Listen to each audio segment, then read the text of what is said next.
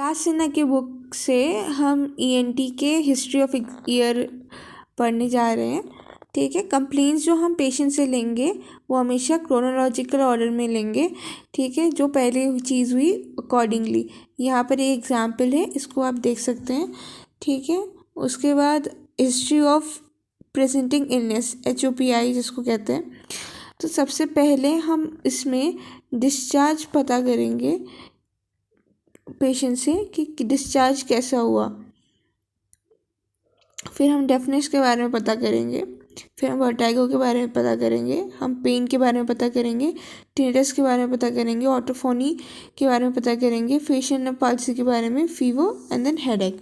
ठीक है, अब इन डिटेल पढ़ते हैं कि इसके अंदर हम क्या क्या पता करेंगे। तो डिस्चार्ज में हम पूछेंगे स्मेल कैसे आ रही है। अगर स्मेल फॉल्स स्मेलिंग होगा या नॉन फॉल्स स्मेलिंग होगा, दो टाइप की केसेस देख सकते हैं। अगर फॉल्स स्मेलिंग होगा तो it is indicating to unsafe otitis media के बारे में इंडिकेट करता है। ठीक है, और अगर नॉन फॉल्स स्मेलिंग होगा तो safe type of otitis media के बारे में इंडिकेट कर रहा है। कंसिस्टेंसी, अब डिस्चार्ज या तो स्ट्रिंग फॉर्म कर सकता है, ठीक है, या नहीं स्ट्रिंग फॉर्म करेगा। स्ट्रिंग फॉर्म करेगा तो मिडल ईयर इन्वॉल्व है, म्यूकस सिक्रीटरी ग्लैंड्स होते हैं मिडल ईयर में। और नॉन स्ट्रिंग फॉर्म होता है तो मतलब एक्सटर्नल ईयर में डिस्चार्ज होगा। कंसिस्टेंसी से पता चल जाएगा। कलर, पस, नॉर्मल कलर ऑफ पस क्रीमिश येलो होता है, लेकिन ज़ूडोमोनास या एनारोबिक बैक्टीरिया ग्रीनिश कलर का हो जाता है बस उस कंडीशन में। फिर blood stain discharge, tubo tympanic type disease, discharge is not blood stain. ठीक है, ब्लड स्टेन होगा कंडीशन में जब अंडरलाइंग मैलिग्नेंसी के साथ होगा, तब ब्लड स्टेन कंडीशन देखने को मिलती है। जैसे कि ग्रैनुलेशन टिश्यू का प्रेजेंस होना मिडल ईयर में। वाटरी डिस्चार्ज CSF ऑटोरेया की कंडीशन में देखने को मिलता है। ठीक है, quantity, scanty discharge indicates attico antral type of disease.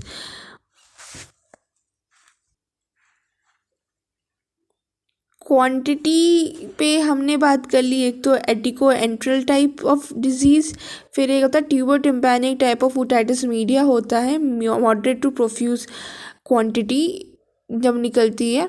और जो active inactive quiescent state of discharge में active stage of discharge present होता है, इनएक्टिव स्टेज डिस्चार्ज नहीं प्रेजेंट है, कॉशन स्टेज कुछ दिनों से एब्सेंट है।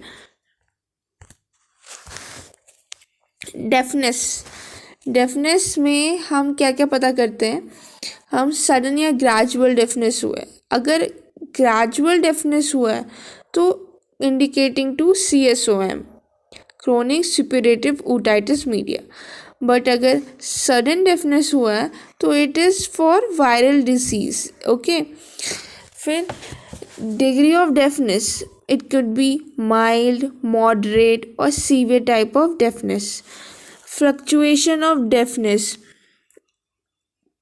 fluctuating deafness तो ओटाइटिस मीडिया में होता है। ठीक है, फिर deafness at the time of discharge, discharge के समय पे हो रहा है तो usually at the time of discharge deafness should increase as it means flare up of disease.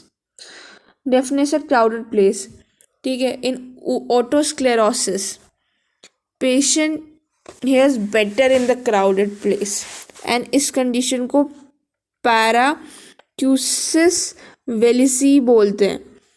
ठीक है, distortion of the sound is heard at different pitch in the affected ear. It is called diplacusis and occurs in Meniere's disease. फिर vertigo false sensation of orientation कहलाता है। Vertigo का मतलब presence और absence of vertigo.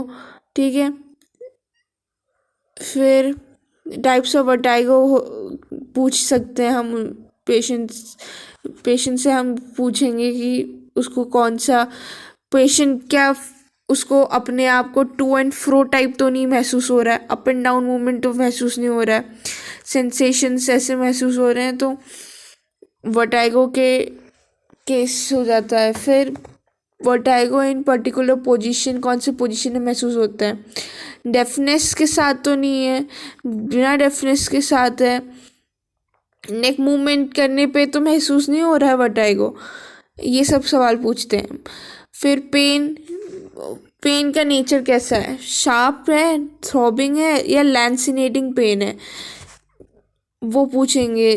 फिर उसके बाद continuous हो रहा है या डल टाइप का है, पेन की हो किस जगह रहा है, ईयर के सामने, ट्रैगस पे, तो फ्रेनक्यूलोसिस का कंडीशन को इंडिकेट कर रहा है। अगर deep pain inside the ear तो मिडल ईयर में हो रहा है। अगर मेस्टॉइड टिप पे हो रहा है तो इन्फेक्टेड मेस्टॉइड रीजन को डिनोट कर रहा है कि इन्फेक्ट हो चुका है मेस्टॉइड रीजन। अगर ईयर के नीचे हो रहा है, क्लेफ्ट के बीच में, तो it is indicating to salpingitis. Referred pain हो सकता है, रेफर्ड पेन्स। अब ओटैल्जिया मतलब ओटेड हम कान के लिए यूज़ करते हैं, और एल्जिया मतलब कान में दर्द। तो ये जो है ओटैल्जिया, ये इसके 5 T's होते हैं जो हमें याद रखना है कि कहाँ कहाँ इसका रेफर्ड पेन हमें महसूस होता है। तो कान का दर्द हमें एक तो टंग में महसूस होगा, एक टीथ में महसूस होगा, एक टॉन्सिल में महसूस होगा, एक टेम्पोरोमैंडिबुलर जॉइंट में, एक थ्रोट में, फेरिंक्स लैरिंक्स साथ में। ठीक है, समझ में आया। और chewing movement increases the pain in furunculosis. Furunculosis कहाँ पर था, द पेन जब होता है हमारे ट्रैगस पॉइंट पे। ठीक है। टिनिटस क्या है, subjective sensation of the sound in the ear. ठीक है, just as pain is a sign of the irritation of the sensory nerve, tinnitus is a sign of the irritation of the cochlear mechanism. ठीक है, फिर types of tinnitus हम find out करेंगे, इससे भी हम सिमिलर वर्टाइगो की तरह क्वेश्चंस पूछेंगे। ठीक है, फिर ऑटोफोनी का मतलब होता है excessive loudness of one's own voice occurs in acute suppurative and non-suppurative otitis media. Facial asymmetry, facial nerve palsy with discharge पता करेंगे, deafness के साथ पता करेंगे, या फिर हम पता करेंगे with intact or normal tympanic membrane and without the history of any discharge। ठीक है, फीवर अगर है तो एक्यूट सुपरेटिव ओटाइटिस मीडिया या एक्यूट मेस्टोटाइटिस को इंडिकेट करता है। हेडेक अगर प्रेजेंट है तो ब्रेन एब्सेस और लेटरस साइनस थ्रोम्बोफिल्बाइटिस को इंडिकेट करता है। ठीक है, ये हो गया history of ENT. Next video में हम एग्जामिनेशन ऑफ ईयर करेंगे, ये सब पढ़ेंगे।